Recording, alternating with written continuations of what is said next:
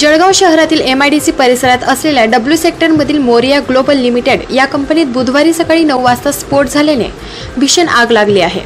घटनास्थळी आग विझवण्याचे काम युद्धपातळीवर सुरू असून आगीत 15 जण भाजल्याची प्राथमिक माहिती समोर येत आहे।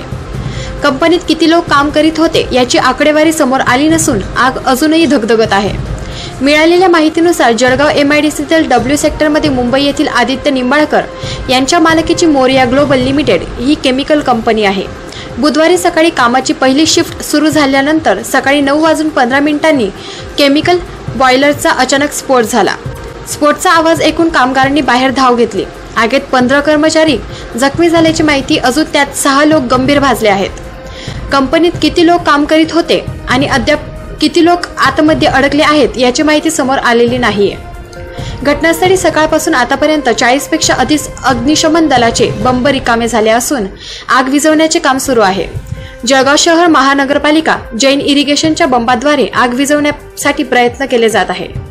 उपविभागीय पोलीस अधिकारी संदीप गावित, MIDC पोलीस निरीक्षक बबन आव्हान आणि कर्मचारी लक्ष ठेवून असून जखमींवर खासगी आणि शासकीय रुग्णालयात उपचार सुरू आहेत।